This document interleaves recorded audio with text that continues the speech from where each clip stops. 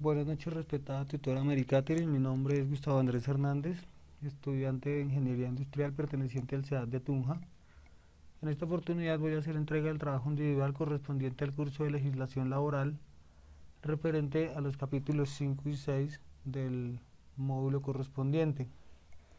Estos capítulos hablan específicamente de los regímenes especiales para el caso de los empleados del servicio doméstico, choferes familiares, empleados de la construcción, trabajo para el menor y otra serie de tópicos que se consideran importantes dentro del desarrollo del curso. Vamos a iniciar con el capítulo quinto correspondiente a los regímenes especiales, reglamentos, Ministerio de Trabajo, protección a la maternidad y prestaciones sociales en caso de muerte del trabajador.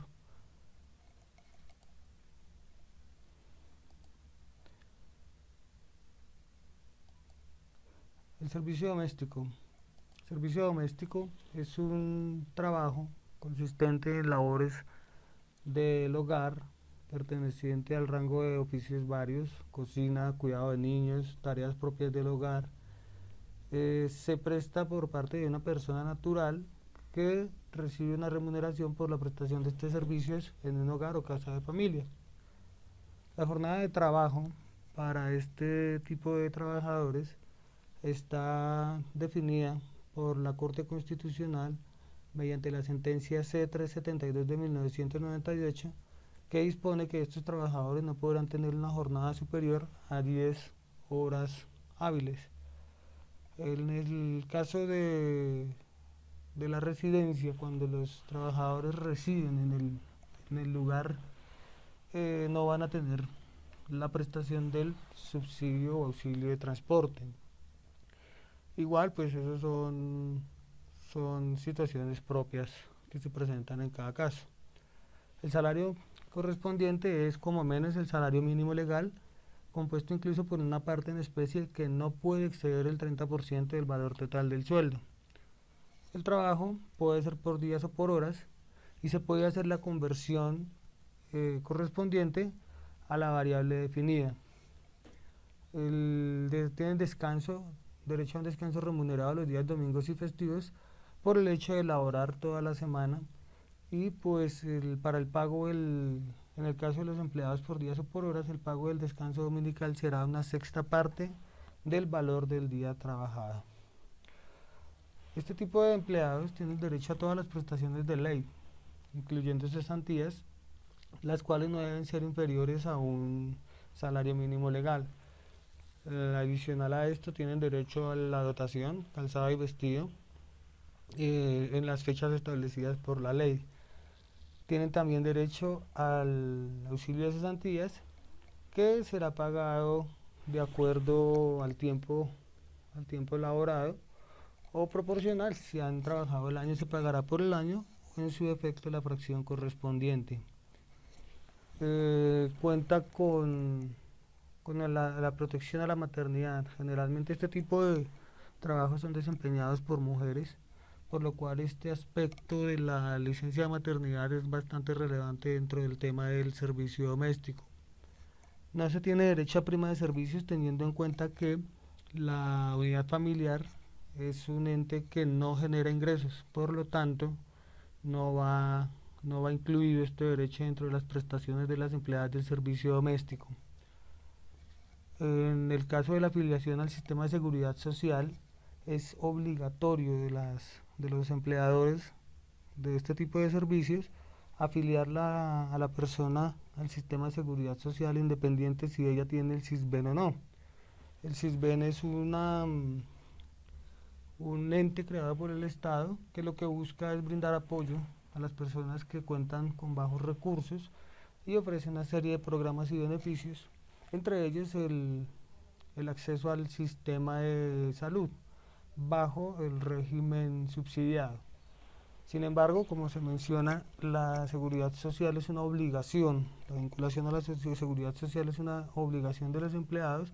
Por lo tanto, si el empleado doméstico tiene SISBEN, no exime a la persona contratante de ser afiliado a la seguridad social. Este tipo de servicios no obliga a la afiliación a las cajas de compensación.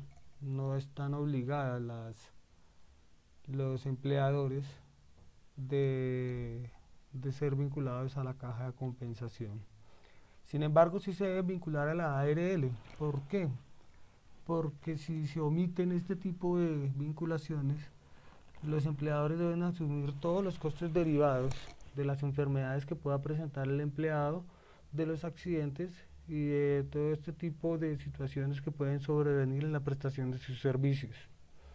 En cuanto al tema de las vacaciones pues es un derecho adquirido y los empleados de servicio doméstico cuentan con 15 días hábiles consecutivos de descanso de acuerdo al salario que estén devengando, bien sea en dinero o en especie, en el momento de entrar a disfrutarlas. En este caso también se puede presentar el despido unilateral. Este despido, si es sin justa causa, procede a la indemnización del empleado y debe el empleador cancelar el valor de la indemnización consagrada por la ley. Dentro del rango del servicio doméstico no se incluyen como prestadores de este tipo de servicios las personas que ofrecen estos servicios de oficios varios, de aseo, de cocina, cuando son prestados en organizaciones empresariales, en clubes, hoteles, colegios, y por lo tanto este tipo de vinculaciones se rigen por el sistema ordinario de prestaciones para los empleados particulares u oficiales. Otra cuestión interesante acá es que el contrato de prestación de servicios del empleado doméstico se reúne generalmente o se ejecuta normalmente de manera verbal. Sin embargo, deben reunirse los elementos básicos de la relación del trabajo, que son la prestación del servicio, la subordinación y la remuneración. En la liquidación de salarios y prestaciones sociales se debe tener en cuenta la fecha de inicio del contrato laboral, aunque como lo mencioné anteriormente, este tipo de contrato se da en forma verbal. Los elementos mínimos que se deben precisar dentro del contrato con este tipo de empleados es la índole del trabajo, que es lo que especifica las actividades que va a desarrollar el empleado y el sitio y lugar donde se debe realizar. La remuneración, como se mencionó anteriormente, puede ser en dinero o en especie, y pues una parte que no supere el 30% debe ser cancelada en especies. El tiempo de duración del contrato, generalmente no se dice nada sobre la duración, pero se entiende por naturaleza que es un contrato que se presenta a término indefinido. Si el contrato se hace a término fijo, pues debe estar previamente escrito o justificado. El periodo de prueba correspondiente para este tipo de servicios está estipulado en 15 días hábiles, aun sin que se presente un contrato escrito. Como se mencionó, la jornada de trabajo puede ser de 10 horas máximo, con derecho a horas extras y recargos laborales si aplican. ¿Por qué? Porque hay ocasiones en que el empleado debe trabajar los días de descanso obligatorio. Por esta razón, pues se debe pagar su día adicional de acuerdo a los recargos que se hayan generado. Aquí hay un aspecto muy importante a tener en cuenta y, como se mencionó, es la obligatoriedad de la afiliación al sistema de seguridad social. Es muy importante porque en caso que se presente algún evento, el empleador debe asumir los costos del tratamiento o de la urgencia o emergencia presentada. Para la liquidación de los trabajos del empleado doméstico, los días de descanso, se calcula el valor del día ordinario por el 75%.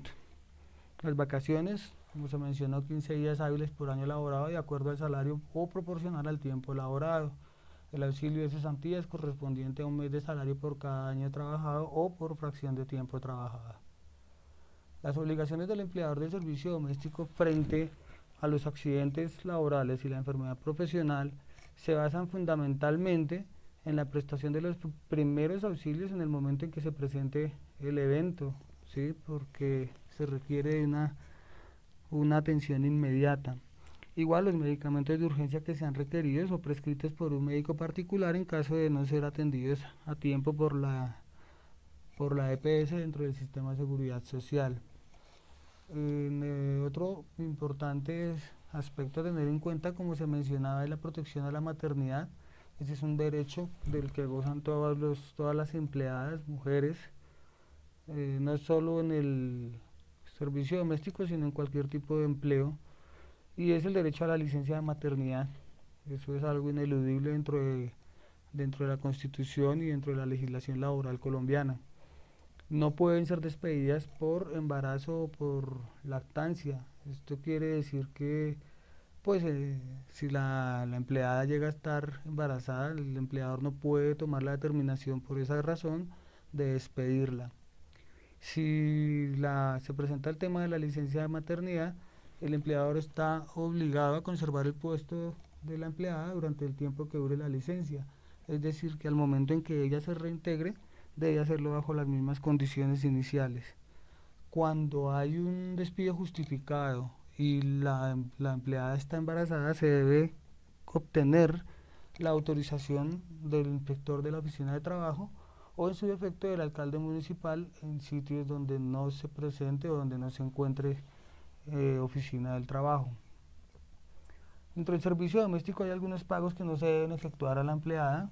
Dentro de ellos es la prima semestral, teniendo en cuenta que pues la unidad familiar no es una unidad que permita una generación de ingresos como lo son las empresas o las industrias. Se debe reconocer la pensión de vejez cumpliendo obviamente con los requisitos del sistema de seguridad social. En este tipo de trabajo es muy común que se presenten situaciones de daños en los utensilios o en las herramientas de trabajo que emplean este tipo de trabajadores. Por lo tanto, no es procedente que el empleador descuente al empleado este tipo de implementos si llegan a ser dañados en el ejercicio de sus funciones. Esta es una parte importante respecto al SISBEN. Como lo mencioné hace un instante, es un sistema creado por el Estado colombiano, enmarcado dentro de la Constitución Política de 1991 como un mecanismo que permite la identificación de los beneficiarios de los programas de Estado de acuerdo con su situación socioeconómica. Esto otorga una estratificación o un puntaje al interior del sistema que permite o facilita el acceso a diferentes subsidios del Estado. Dentro de ellos se encuentran los subsidios de familias en acción a tercera edad y otro tipo de programas, incluido el sistema de salud a través del régimen subsidiado. Tocamos ahora el tema de los choferes de servicio familiar. En este aspecto es importante resaltar que la persona que sea contratada por una familia directamente para la prestación de estos servicios entrará a ser catalogada como chofer del servicio familiar. No se incluyen dentro de este grupo las personas que están vinculadas a una empresa que preste servicios de transporte y que preste ocasionalmente a su vez el servicio de conductor a la familia. En este caso no es un chofer de servicio familiar, sino es un chofer contratado directamente por una empresa, por un tercero. Los beneficios, las normatividades, las vinculaciones, las afiliaciones, todo el régimen laboral que cobija a este tipo de empleados es el mismo que cobija a los empleados de servicio domésticos. Al contrario de los empleados del servicio doméstico, es importante anotar que los choferes de servicio familiar en muchas ocasiones están obligados a trabajar los días de descanso obligatorio. Por esta razón, pues la retribución puede ser convenida directamente con el empleador o en su defecto se debe programar el día de descanso pues en otro día de la semana.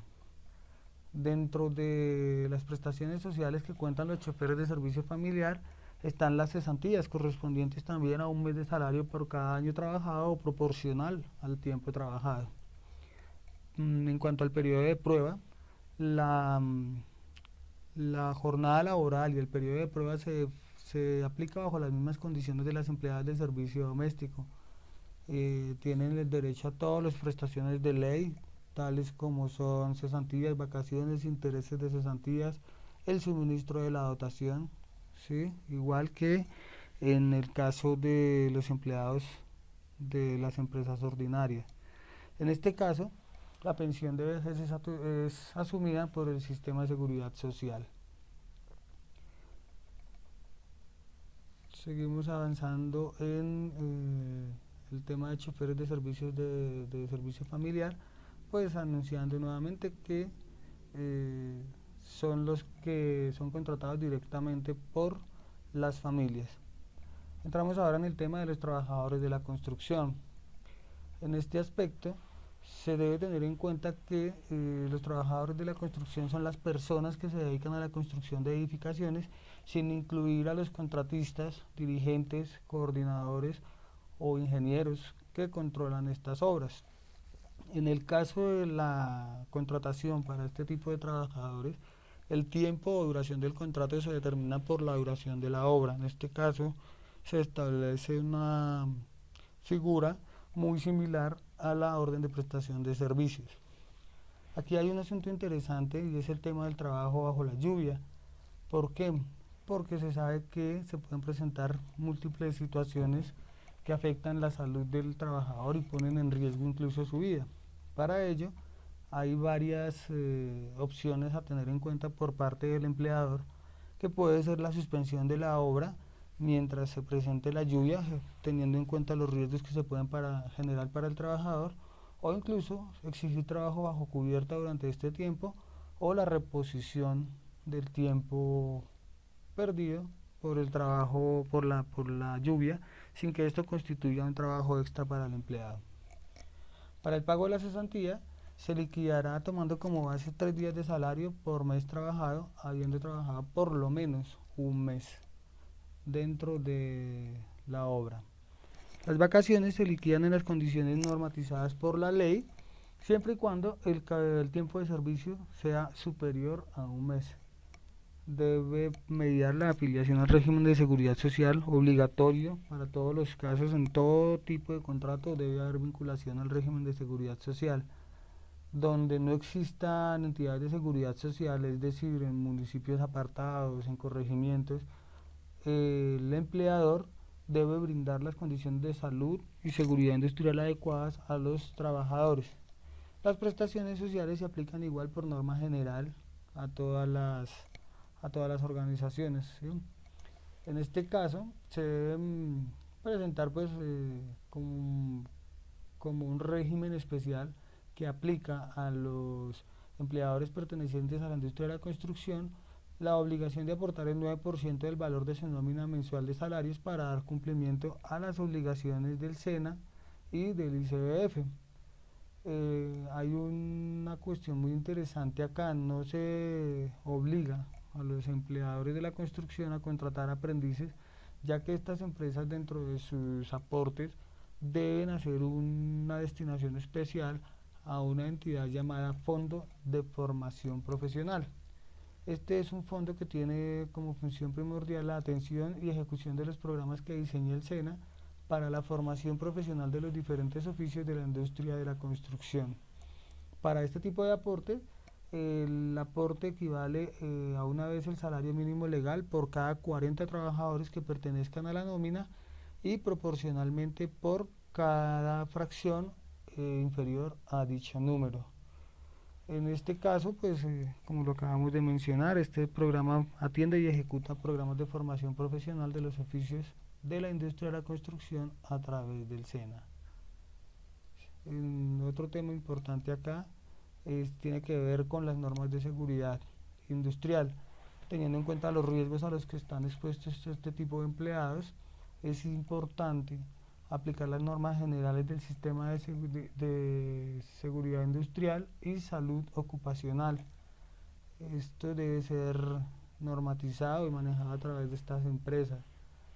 En el caso de las empresas de construcción que ocupan 5 o más trabajadores, debe haber la obligación, o existe la obligación, de la constitución de campamentos que estén dotados con los servicios sanitarios, vestieres, para cambio de ropa y zona para tomar alimentos. Se les deben entregar a los empleados de la construcción los equipos de protección personal requeridos dentro del desarrollo de sus funciones. Cuando hay trabajos de altura y caída de objetos, manejo de herramientas, botas, y se les deben otorgar botas y accesorios específicos de acuerdo a la labor ejecutada, es decir, cascos, gafas, arneses, todo ese tipo de implementos que redundan en la seguridad de los empleados. Cuando no se cumplen este tipo de requisitos o de normas, se dan una serie de sanciones a los empleadores que van desde la imposición de multas y sanciones por el incumplimiento en la aplicación del sistema, y puede suspenderse incluso la licencia de la obra si persisten los incumplimientos y las anomalías. Para este tipo de trabajadores, al igual que en el caso de las empleadas domésticas y los conductores o choferes de familia, existe un convenio 189 marcado dentro de la ley 1595 de 2012, en el que se estipulan ciertos derechos que se deben respetar. Dentro de ellos está la libertad de asociación, libertad sindical y derecho de negociación colectiva. Se elimina por completo el trabajo forzoso u obligatorio y se pretende la abolición, como punto muy importante, del trabajo infantil, así como la eliminación de la discriminación en el empleo y en la ocupación. Esta discriminación hace referencia específicamente a la discriminación de género. Aquí vamos a tocar un tema que es un poco álgido dentro de la legislación laboral colombiana, y es el tema de los trabajadores menores de edad. Desafortunadamente en nuestro país se presenta mucho esta situación de menores que son obligados incluso por sus padres a trabajar, o hay ocasiones en que también deben hacerlo por las necesidades precarias que se presentan en los hogares. Si bien es una actividad que no se debe aprobar o no se debe aceptar, existe cierta normatividad que permite la vinculación de los menores de edad. Dentro de este tipo de especificaciones se encuentra que hay un contrato de trabajo si la labor representa un lucro para el empleador, es decir, si el menor de edad va a ejecutar un trabajo que esté generando un ingreso a la empresa o a la organización, debe mediar un contrato de trabajo. La edad mínima para ingreso de los menores de edad a trabajar es de 15 años y va hasta los 17 años 364 días. Para ello se debe contar con la autorización del inspector de trabajo, perteneciente obviamente a la oficina de trabajo, o en su defecto por el ente autoritario local, que puede ser el alcalde, o es el alcalde en la mayoría de los casos.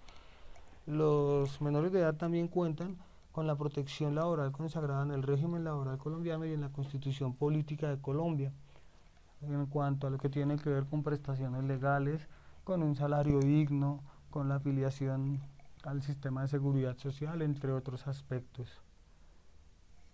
Aquí también es importante resaltar que los menores de edad deben tener el derecho a la formación académica, es decir, los empleadores deben brindar y proporcionar al empleado menor de edad la oportunidad de que éste se siga formando académicamente, bien sea a nivel técnico, tecnológico o profesional.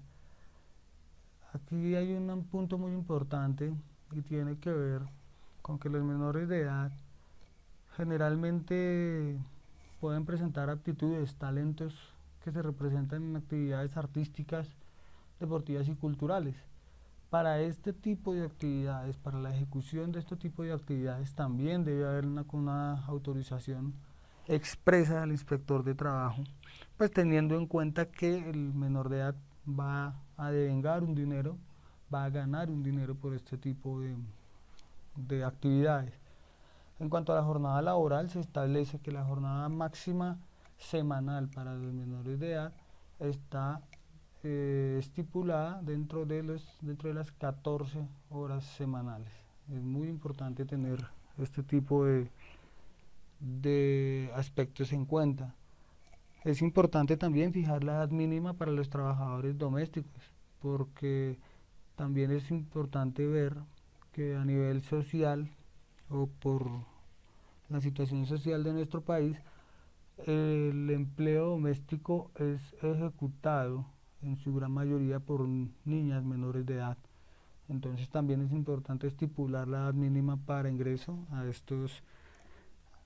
estas niñas, de estas personas, a los trabajos como empleados domésticos. Debe tenerse en cuenta también el respeto por la edad mínima y el convenio sobre las peores formas de trabajo infantil, porque es importante pues que se tenga en cuenta que los menores de edad están restringidos para ejecutar cierto tipo de actividades que veremos más adelante. En este aspecto también es importante anotar que se tienen que adoptar medidas que permitan que el menor no sea privado de la escolaridad básica, media o enseñanza superior. Es lo mismo que hablábamos hace un instante de la obligatoriedad del empleador en permitir que el menor de edad continúe o prosiga con sus estudios y su capacitación. Para el tema de la autorización que se solicita al inspector de trabajo o al alcalde municipal, es su defecto, esta debe ser solicitada por el menor junto con sus padres o con el representante legal de estos en caso de que los padres sean fallecidos, ¿no? Es importante que para el trámite de este tipo de autorizaciones se cuente también con la presencia del empleador, ¿sí? Eso es algo que tiene que ser bien observado dentro de este tipo de autorizaciones. El inspector de trabajo debe hacer una visita al lugar de trabajo donde se van a ejecutar las labores por parte del menor de edad. Es importante también que el empleador cuente con un certificado de estado de salud del adolescente. ¿Por qué? Porque es importante que se conozca el estado inicial de salud. En cuanto al trabajo para menores de edad, hay una parte bien importante que es la prohibición de ejecución de ciertos trabajos por parte de ellos. Los menores de edad no podrán ejecutar labores que pongan en riesgo o afecten su integridad física o psicológica. De igual forma, no podrán hacer labores consideradas como las peores formas de trabajo. Aquí vamos a hacer una visión rápida, una panorámica de las actividades que se enmarcan dentro del tipo de trabajos prohibidos. Está la agricultura, ganadería, caza y silvicultura como actividades del sector primario que no deben ser ejecutadas por los menores, al igual que las explotaciones agropecuarias, forestales y pesqueras con destino al mercado, los pescadores, cazadores, tramperos, trabajadores de la silvicultura y explotación de madera, explotación de minas y canteras. Aquí es muy importante esto porque en nuestro país se evidencia mucho que los menores de edad se emplean, se ocupan en trabajos muy peligrosos dentro de las minas, que en su gran mayoría son ilegales. Tampoco pueden ejecutar labores dentro de la industria manufacturera. ¿Por qué? Porque tienen contacto con herramientas, con máquinas que deben ser en muchos casos manejadas por personas con experiencia. Igual tampoco pueden ejecutar labores en las que tengan que trabajar con productos químicos y tampoco pueden ejecutar labores consideradas como de alto riesgo. Aquí existen una serie de condiciones especiales para el trabajo de los menores de edad en el que se debe tener en cuenta para la expedición del servicio del permiso correspondiente que no haya un perjuicio de riesgo físico, psicológico o moral para el menor. De esta forma se puede expedir el permiso. La jornada máxima para adolescentes entre 15 y 17 años será de 6 horas diarias, 30 horas semanales y el horario no puede excederse de las 6 de la tarde. La jornada de trabajo máxima para adolescentes de entre 17 años y 17 años 365 días ya puede ser de las 8 horas diarias, 40 horas semanales hasta las 8 de la noche. Se asimila un poco al régimen de horarios establecido para los mayores de edad. En el caso de las adolescentes embarazadas, que desafortunadamente es una situación que se presenta mucho, si ella es mayor de 15 años para empezar o está trabajando y menor de 18 años, no puede exceder de 4 horas diarias a partir del séptimo mes de gestación, teniendo en cuenta que se debe respetar el derecho a la maternidad. No se puede disminuir el salario y el valor de las prestaciones sociales por esta condición. Este tipo de prácticas genera sanciones para el empleador. Según la ley 1098 de 2006 se establece que a los menores de edad se les debe pagar un salario de acuerdo a la actividad desempeñada, proporcional al tiempo trabajado y que ésta no sea inferior al salario mínimo legal vigente. Tampoco, como lo mencionábamos hace un momento, se puede permitir el trabajo en horarios nocturnos de 6 de la tarde a 6 de la mañana para los menores de edad. Las obligaciones del empleador que utilice para su servicio menores de edad está la afiliación al sistema de seguridad social, las prestaciones de ley establecidas para todos los empleados y todas las normas y condiciones y obligaciones establecidas por el Ministerio de Trabajo de la República de Colombia. Aquí entramos ahora a otro aspecto bien importante, que es el de los celadores y vigilantes. En este caso, para ellos aplica un aspecto bien importante, que es la jornada de trabajo. Al igual que en el caso de las empleadas domésticas, la jornada de trabajo puede variar según si el empleado reside o no en el lugar donde se ejecutan las actividades. También aplica para este tipo de trabajos el trabajo por turnos, ¿sí? En este caso, para los celadores y vigilantes que laboran hasta 8 horas diarias, aplican los recargos nocturnos y horas extras establecidas por la ley si estas son laboradas. En este caso, para los vigilantes es muy importante la obtención del certificado para el porte de armas, normatizado por el artículo 11 de la ley 1119 de 2006, el cual debe ser expedido por la ARL sin ningún costo, siempre y cuando los vigilantes o los empleados de este tipo de empresas estén vinculados a este tipo de prestación social, que es la administración de riesgos laborales. Aquí hay un tema interesante con las tarifas y los porcentajes que son destinados pues por las empresas de vigilancia para su sostenimiento. La tarifa general para cubrir los costos laborales está establecida en el 8.8%. De igual forma, según la clase de empresa de vigilancia, se cobra una tarifa para gastos administrativos y de supervisión. Cuando es una empresa de vigilancia armada con medio humano, la tarifa de gastos de administración y supervisión está en el 10%. Para el caso de las empresas sin armas y con medio humano, esta tarifa está en el 8%. Y para las empresas que tienen medio humano y canino, la tarifa es del 11%. Es importante anotar que los celadores y vigilantes prestan su servicio generalmente al sector comercial y de servicios, vigilancias en centros comerciales, en oficinas, al sector industrial, al sector aeroportuario, sector financiero, de transporte. Generalmente tienen bastantes aplicaciones este tipo de contrataciones. Ahora vamos a ver un aspecto importante relacionado con el reglamento interno de trabajo. En este caso, todas las organizaciones o empleadores que ocupen más de 5 trabajadores de carácter permanente en empresas comerciales o más de 10 en empresas industriales o más de 20 en empresas agropecuarias, ganaderas o forestales deben contar con un reglamento interno de trabajo. Asimismo, en empresas mixtas la obligación de tener un reglamento de trabajo existe cuando el empleador ocupa más de 10 trabajadores. Seguimos con el reglamento interno de trabajo. Este es un compendio de normas a las que se debe sujetar el empleado y el empleador dentro de su relación laboral.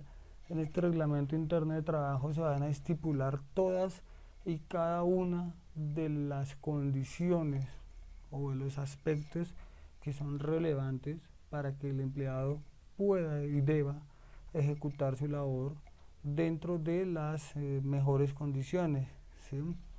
Este reglamento interno de trabajo debe ser publicado y fijado en un lugar visible para los interesados. ¿Quiénes son los interesados? Los empleados. Los empleados y el empleador como ente regulador de ese mismo reglamento interno de trabajo.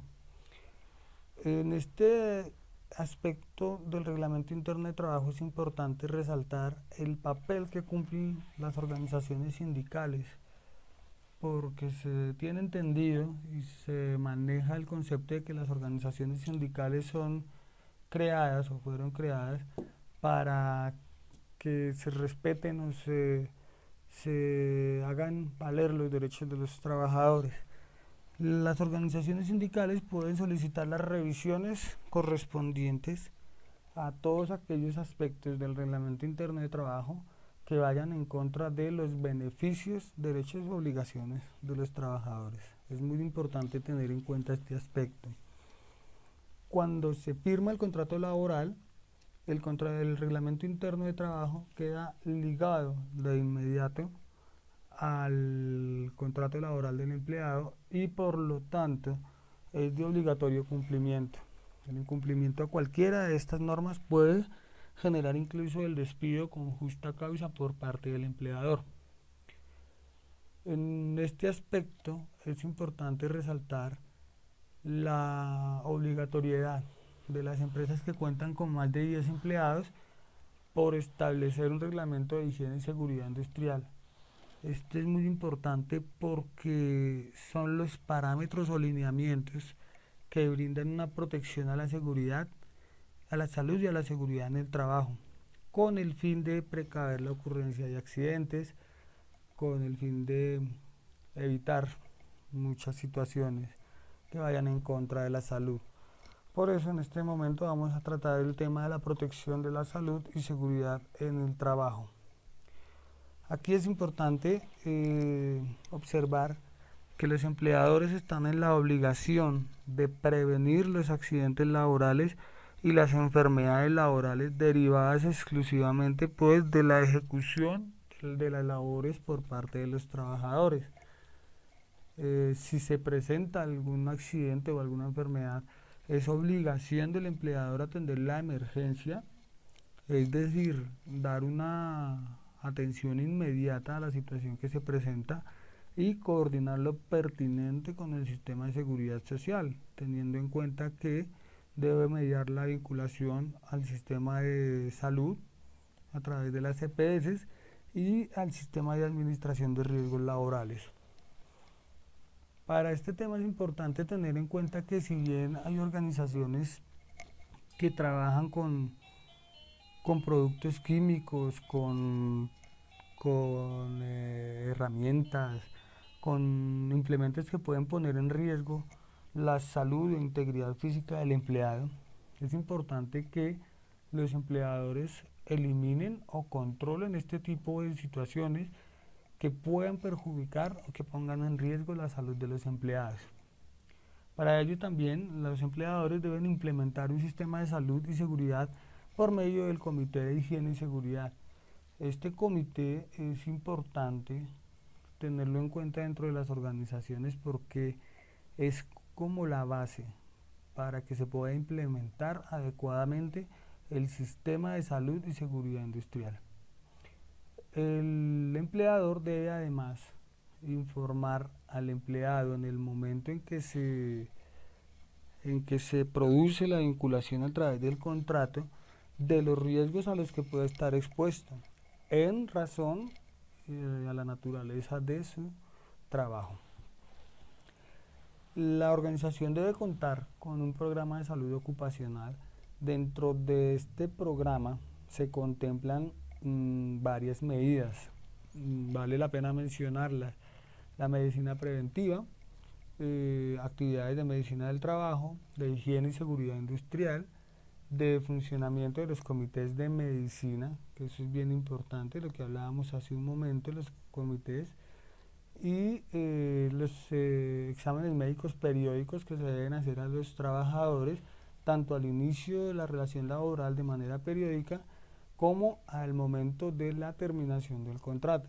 Esto se entiende como una medida de salud ocupacional más que como un requisito para la vinculación del empleado.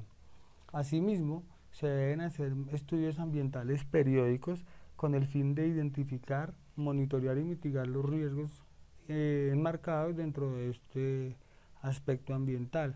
Volvemos al tema de acuerdo a la actividad que realice la empresa. Dentro del programa de protección de salud existe una entidad al interior de las organizaciones muy importante, que es el COPASO, que es el Comité Paritario de Salud Ocupacional. En este caso es obligatorio la constitución de un COPASO para todas y cada una de las empresas que cuenten con una vinculación de más de 10 empleados. Este comité promueve la participación activa en los programas de seguridad y salud ocupacional, vigilando el cumplimiento de las medidas preventivas que se adopten en el sentido del respeto y de la valoración de la salud de los trabajadores. La composición de este comité es compuesta por un grupo de representantes del empleador y del empleado según el número de empleados que tenga la organización. Para ello es importante resaltarlo así. Cada comité estará compuesto por un número igual de representantes del empleador y de los trabajadores de la siguiente manera. Cuando una organización tiene entre 10 y 49 trabajadores, debe haber un representante del empleador y un representante del trabajador, del empleado. Cuando la nómina de empleados está entre 50 y 499 trabajadores, debe haber 2 representantes por cada una de las partes. Si la nómina va entre 500 y 999 trabajadores, debe haber 3 representantes por cada una de las partes. Y cuando las empresas cuentan con más de 1000 empleados, debe haber 4 representantes de cada una de las partes. En este caso, el empleador escoge sus representantes y los representantes del empleado son elegidos por votación popular. La duración de este tipo de comités o de esta junta que integra este tipo de comités es de 2 años. Las funciones del COPASO son, entre otras, las siguientes: proponer medidas y actividades que promuevan la salud y el buen ambiente en el trabajo, haciendo referencia no solo al ambiente físico, al entorno ambiental, sino también al ambiente entre personas. El COPASO también debe participar activamente en las actividades de seguridad industrial y salud ocupacional. Debe colaborar en todas las actividades que se encuentren enmarcadas dentro de los programas de salud para la empresa. Se deben vigilar las actividades que se realicen en pro de la salud y bienestar de los trabajadores de acuerdo con el reglamento de higiene y seguridad industrial, así como colaborar en lo referente a accidentes laborales o enfermedades profesionales. Vamos a tratar ahora el tema de las sanciones al empleador. Hay una serie de conductas que pueden ocasionar unas sanciones específicas a las empresas. Sanciones que pueden ser de tipo monetario, al imponer multas, de tipo reputacional, al hacer referencia al buen nombre de la empresa, e incluso sanciones de tipo legal. Estas sanciones se pueden imponer por el incumplimiento en las afiliaciones al sistema de seguridad social. Esta es una de las principales causas que tienen las sanciones que se imponen a las empresas o a los empleadores.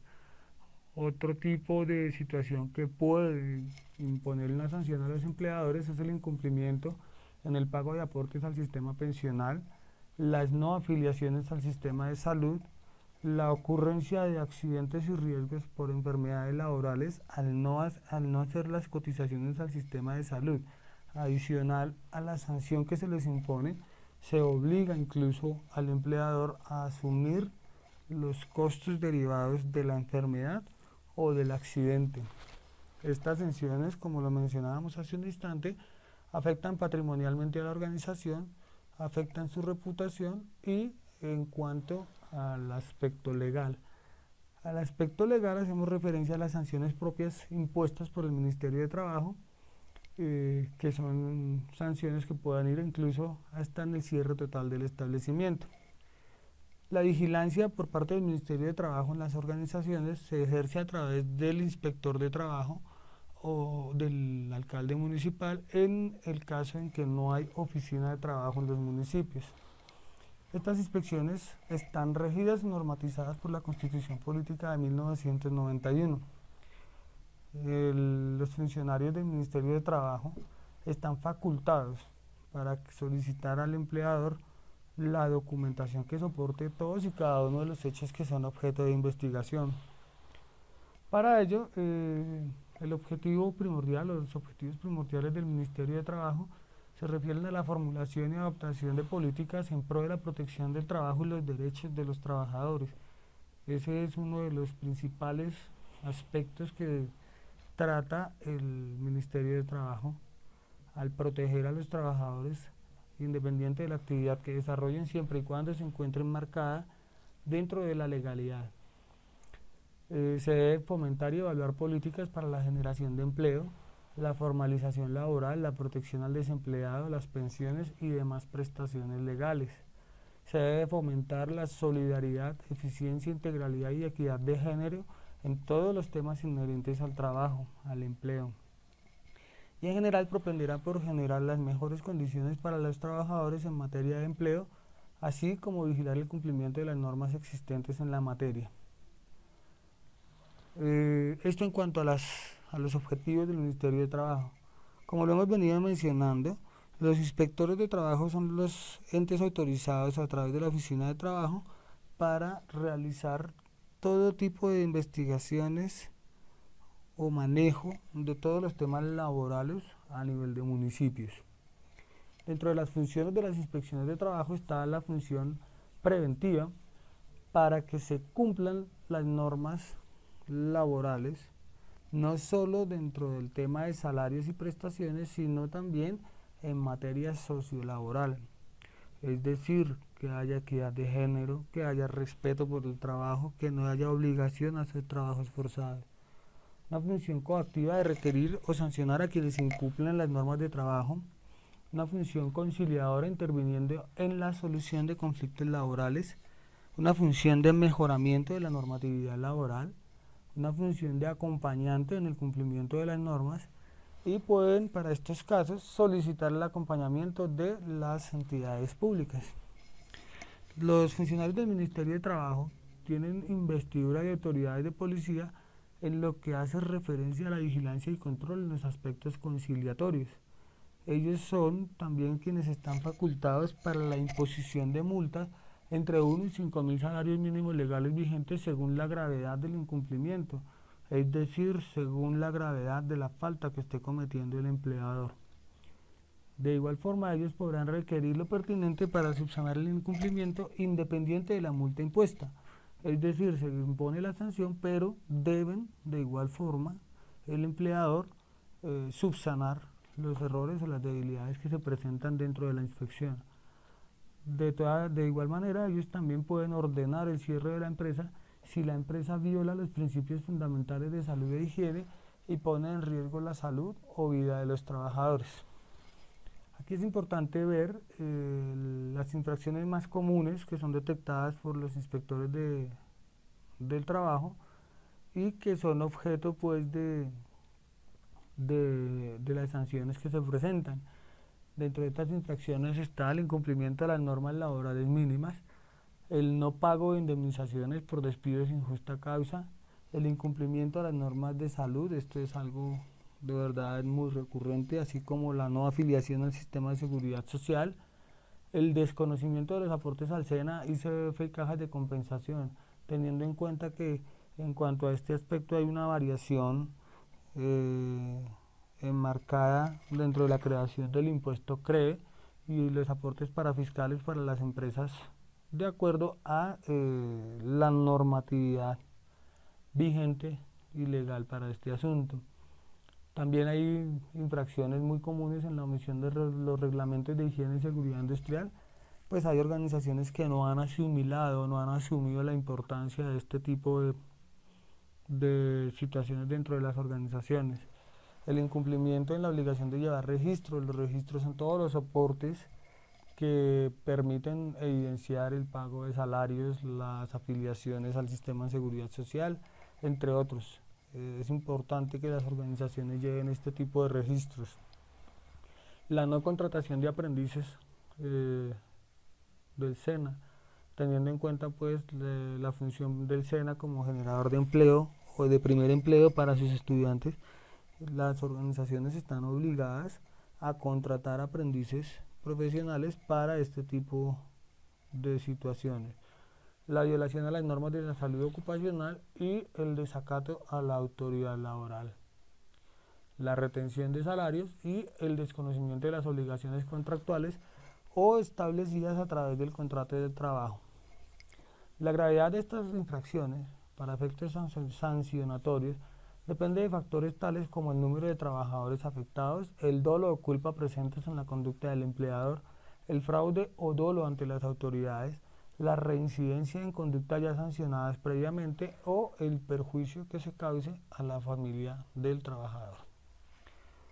Vamos a tocar ahora el tema de la protección a la maternidad. Ya hemos hablado de este tema en presentación anterior. La protección a la maternidad es un tema bien importante dentro de la legislación laboral colombiana porque es algo que es un derecho adquirido por las mujeres e incluso por los hombres en el momento en que tienen un hijo, ¿sí? Esta protección a la maternidad busca brindar herramientas especiales a las madres o a las nuevas madres dentro de lo que se constituye o dentro de lo que se normatiza a través de la legislación laboral colombiana. Los principales aspectos que se tienen en cuenta es la protección contra el despido. No puede ser despedida una mujer por el hecho de estar embarazada. No se debe permitir este tipo de situaciones, salvo que haya una justa causa y esté previamente autorizada por el inspector de trabajo. La licencia remunerada, eso es algo bien importante dentro de la protección a la maternidad. Se debe brindar una licencia de maternidad a la futura mamá por un tiempo de 14 semanas. Actualmente es posible incluso que las madres o futuras madres empiecen a gozar de su licencia de maternidad incluso hasta 2 semanas antes del parto, cuando se tiene conocimiento o programación del momento probable o la fecha probable del parto. Este tipo de licencia también aplica para las madres adoptantes. Es importante este aspecto porque a veces por desconocimiento de esta ley no se solicita este tipo de licencia y es un derecho adquirido también. Cuando por situaciones naturales o particulares se presenta el fallecimiento de la madre del recién nacido, el padre tendrá el derecho a asumir la licencia de maternidad dentro del el plazo pues o el tiempo establecido por ley. Asimismo, para los padres también existe una protección especial y es la licencia de paternidad que equivale a 8 días hábiles de licencia. Pues esto es un apoyo bien grande para el núcleo familiar. También es importante dentro de la protección de la maternidad observar este aspecto de los descansos remunerados durante la lactancia. Estos descansos hacen referencia precisamente al tiempo dedicado a la conocida hora de lactancia, que se les debe entregar o se les debe suministrar a las madres las herramientas para que ellas puedan disfrutar de ese tiempo en el que deben dar de comer a sus bebés. Durante los primeros 6 meses de vida hay derecho a 2 descansos diarios de 30 minutos cada uno. Si existe orden médica que indique la necesidad de más tiempo, este debe ser otorgado obligatoriamente por el empleador. No puede ser restringido este derecho a la madre lactante. En este aspecto de la hora de lactancia, es importante que se tenga en cuenta que también se pueden llegar a acuerdos directos entre la empleada y el empleador para que esta hora de lactancia sea tomada al final del día o al comienzo de la jornada laboral. Eso va de acuerdo al acuerdo que se llegue entre las partes. Las organizaciones, digamos que tienen una obligación especial con los empleados y la vinculación a un seguro de vida obligatorio que se convierte en una prestación especial a cargo del empleador que busca cubrir el riesgo de fallecimiento del trabajador independiente de la causa que la produzca. Este fallecimiento puede presentarse bien sea en el desempeño de actividades laborales o bien sea fuera de ellas, pero la obligatoriedad es de la vinculación a un sistema o a una póliza de seguro colectivo que brinde este tipo de asistencia a los familiares del empleado. Aquí es importante ver que en ocasiones las entidades de provisión del sistema de seguridad social asumen este concepto y por lo tanto deja de ser obligatorio del empleador. El fallecimiento del empleador ocurre por cuestiones laborales, las entidades del sistema de seguridad social integral optan pues por el pago de la pensión de sobrevivientes para sus beneficiarios. Las prestaciones sociales en caso de fallecimiento del empleado es otro tema bien importante. Aquí se debe tener en cuenta pues que el empleado puede fallecer por cualquier causa que esté imputada o no al desempeño de las funciones para las que fue contratado. En el caso del fallecimiento del empleado, el empleador debe pagar a sus beneficiarios el salario y prestaciones sociales causadas hasta el momento de su muerte. Tales prestaciones son la pensión de sobrevivientes, la indemnización sustitutiva de la pensión y el auxilio funerario. Este auxilio es equivalente al último salario básico de cotización devengada por el empleado o la última mesada pensional recibida. No puede ser inferior a 5 salarios mínimos legales vigentes ni tampoco superior a 10 salarios mínimos legales vigentes. Vamos a tocar ahora el tema de las cajas de compensación. En el caso de las cooperativas de trabajo asociado. Estas cooperativas de trabajo asociado lo que buscan son agrupaciones que se encargan de suministrar personal a las empresas bajo el esquema de trabajo asociado. En este aspecto, el empleado se convierte en un asociado de la cooperativa que se encarga pues de ubicarlo, de darle la ubicación correspondiente. Estas cooperativas de trabajo asociadas están obligadas a afiliar a sus asociados a las cajas de compensación. Para ello deben presentar los requisitos de ley. Dentro de estos se encuentran los estatutos de la organización, el certificado de existencia y representación legal, el paz-y-salvo de la última caja de compensación a la que se encontraba vinculada o la certificación de no haber estado afiliada antes a ninguna caja de compensación, la resolución del Ministerio de Trabajo que aprueba el régimen de compensación y trabajo asociado. En esta parte, compensación hace referencia al pago del salario que se le entrega a cada asociado, solo que en este caso no se define como tal como salario, sino como compensación por los servicios recibidos. La relación de los cooperados o los asociados, los empleados, y los beneficiarios de ellos, de los empleados. Los asociados gozan de todos los beneficios del sistema de subsidio familiar, al igual que lo tienen las personas que son vinculadas directamente a través de la organización.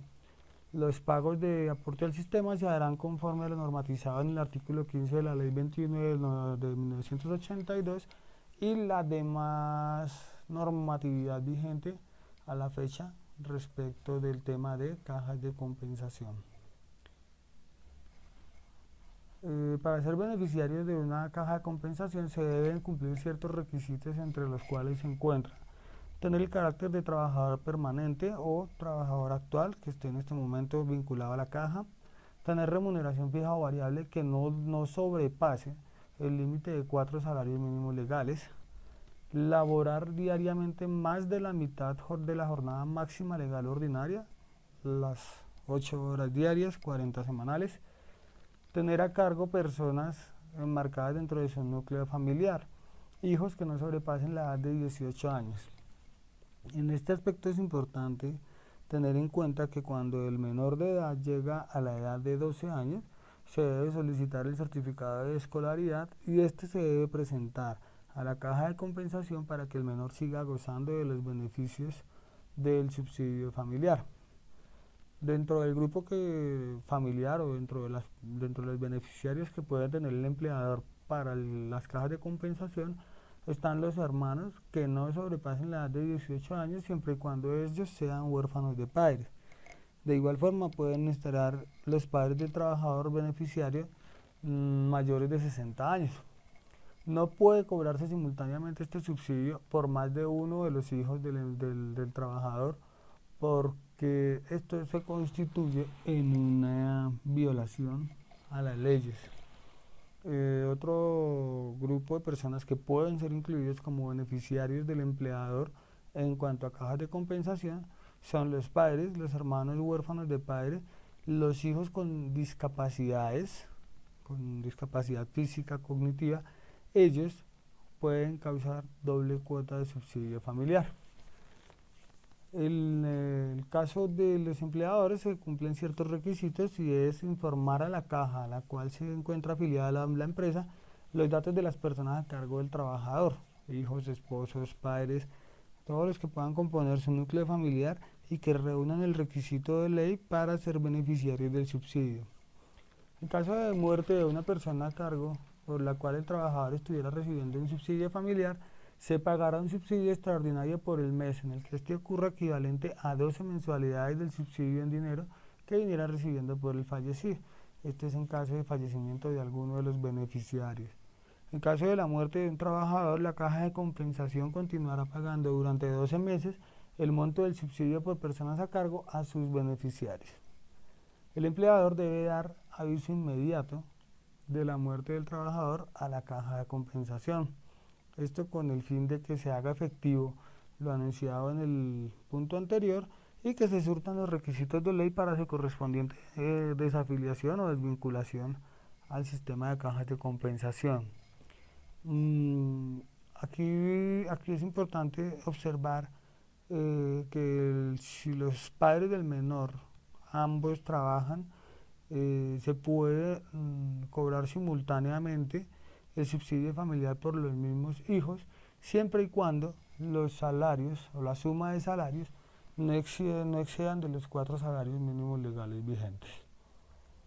Dentro de las cajas de compensación también es importante observar el derecho al subsidio familiar en especie y servicios para todos los servicios sociales.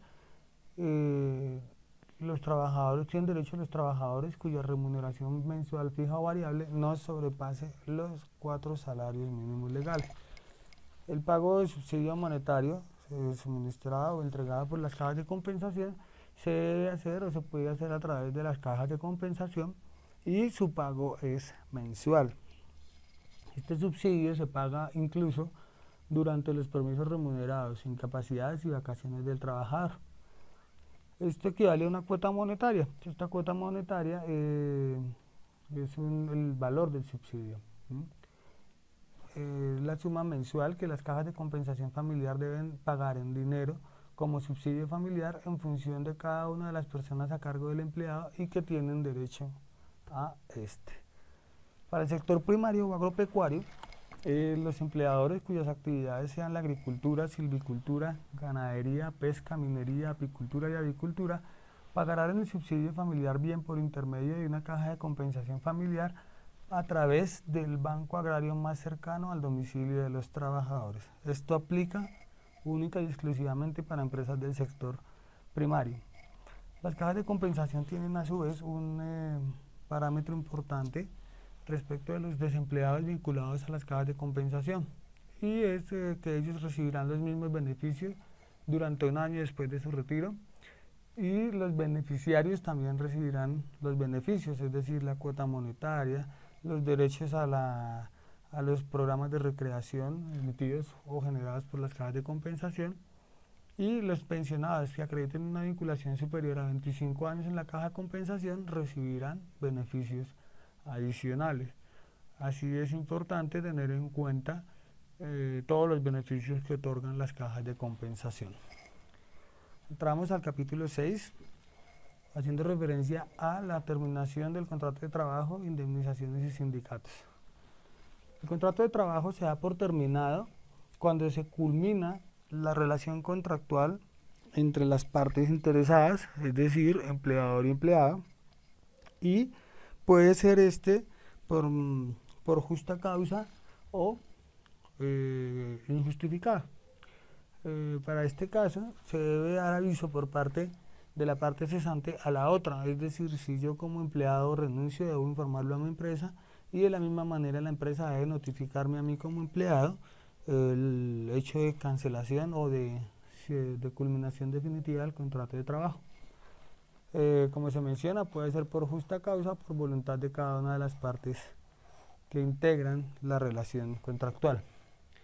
Si la terminación del contrato se da sin justa causa, el empleador debe cumplir con lo normatizado por la jurisprudencia para estos casos, pago de indemnizaciones y todo ese tipo de normas establecidas directamente por el Ministerio del Trabajo y pues obviamente por la ley colombiana.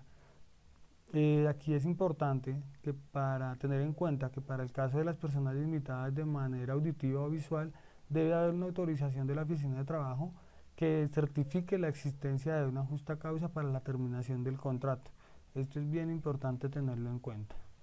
Las causales objetivas de terminación del contrato de trabajo están la expiración del plazo, que es cuando se culmina el trabajo, cuando se culmina la fecha del contrato de trabajo, la terminación de la obra, para el caso, por ejemplo, de los trabajadores de la construcción, la terminación del periodo académico para los docentes que son contratados por temporalidad, el vencimiento del término fijo, también en caso de secuestro, por la incapacidad del trabajador, muerte del trabajador o incluso la liquidación de la empresa. Cuando hay también causales que pueden generar la terminación del contrato de trabajo generadas propiamente por el empleado, que son la renuncia, que es cuando el empleado decide dar por terminado su contrato de trabajo, el despido indirecto o autodespido por culpa del empleador, cuando se compruebe que el empleador está empleando, haciendo uso de malas prácticas o de situaciones que revierten el beneficio integral del trabajador. El no reintegro al trabajo después de cesar las causas de suspensión del contrato. Esto aplica cuando hay sanciones disciplinarias, por ejemplo. Y también hay una causal por voluntad de las partes, que es el mutuo acuerdo, cuando ambos deciden dar por terminado el contrato de trabajo. Hay también unas causales de determinación del contrato de trabajo ocasionadas por el empleador, que puede ser el despido con justa causa por el incumplimiento del trabajador o el despido sin justa causa con su correspondiente indemnización. O igual también cuando son causales por intervención administrativa o judicial, cuando ha mediado una orden de un juzgado o de algún ente coactivo que obliga a la culminación del contrato laboral.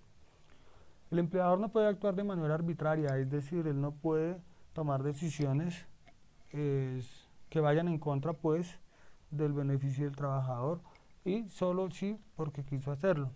Se debe garantizar al trabajador el derecho a la defensa y al debido proceso cuando se presentan situaciones en las que se puede dar una terminación del contrato con justa causa y el empleado tiene los argumentos para sustentar o echar abajo esta decisión.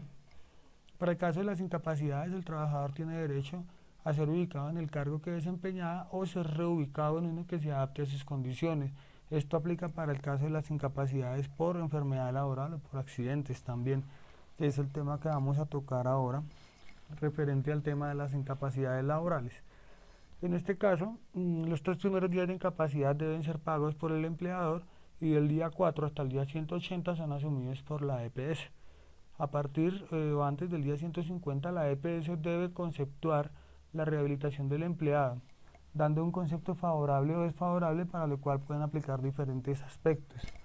La calificación de invalidez dará lugar al reconocimiento de la pensión de invalidez cuando la situación que ocasione el cese laboral sea superior al 50%. Aquí es importante tener en cuenta toda la normatividad que rige respecto del tema de las incapacidades. Esto es bien importante tenerlo en cuenta. Otra causal de terminación del contrato de trabajo es el fallecimiento del trabajador. Obviamente esto de inmediato anula el contrato de trabajo. Cuando hay fallecimiento del trabajador se generan unas obligaciones para el empleador, dentro de las cuales, como se mencionaba con anticipación, está el pago del salario y prestaciones a sus beneficiarios. De ello, para ello pues se deben llenar unos requisitos de ley que son establecidos por el Ministerio de Trabajo para la entrega de este tipo de salarios. El reconocimiento de pensión de jubilación también da por terminado el vínculo contractual entre empleador y empleado, y en este caso la terminación del contrato se consideraría como una terminación del contrato con justa causa. El trámite pensional debe ser gestionado por el trabajador. Sin embargo, la empresa también puede hacer este tipo de gestiones notificando directamente al empleado que ellos van a ser quienes realicen este procedimiento. Los retiros con justa causa. Cuando hay una razón válida para dar por terminado el contrato de trabajo, el empleador deberá informar a la entidad que asume la pensión el momento en el que cesa el vínculo entre este y el empleado. La entidad que asume la pensión, este es tema específico para terminación del contrato con justa causa en caso de ser pensionados. Para este caso, la entidad que asume la pensión debe notificar al empleador la fecha en la que el trabajador se incluirá en la nómina de pensionados. Y este retiro de la empresa es condicionado a que el trabajador sea incluido dentro de la nómina de pensionados. Otra causal de culminación del contrato de trabajo es el cierre de las empresas.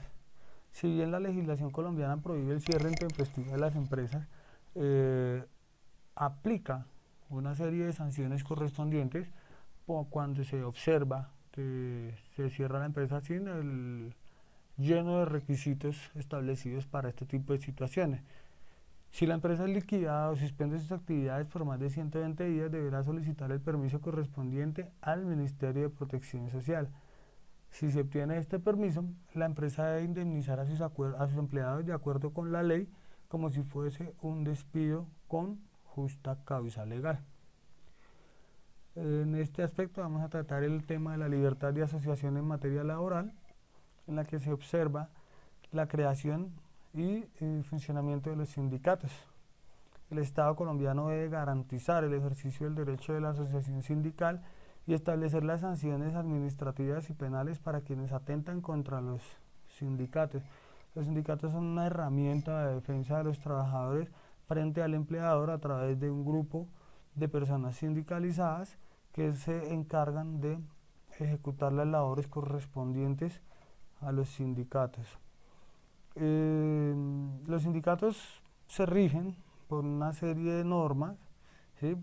Por una serie de estatutos, de principios que están establecidos dentro de la ley colombiana, y dentro de estos están el permiso sindical, el artículo 353, el artículo 358, artículo 365, artículo 379 y artículo 400, que hace referencia a todas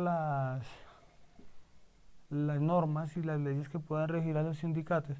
Estos artículos están enmarcados dentro del Código Sustantivo del Trabajo, normatizada por la ley colombiana. Hay un grupo de trabajadores que están amparados por el fuero sindical. Dentro de este grupo de trabajadores están los fundadores del sindicato, los trabajadores que ingresan al sindicato, ¿sí? Los trabajadores que se vinculan al sindicato, los miembros de la junta directiva y subdirectiva de todo sindicato, federación o confederación de sindicatos, sin pasar de 5 principales, 5 suplentes, y por último los miembros de los comités seccionales, sin pasar de un miembro principal y un suplente. Los sindicatos, pues, como lo mencionamos, es una herramienta, un mecanismo de defensa con el que cuentan los empleados con el fin de hacer valer sus derechos como empleados ante las organizaciones, con el fin de que no se violen sus derechos y sus deberes sean obviamente enmarcados dentro de la ejecución de sus funciones y labores.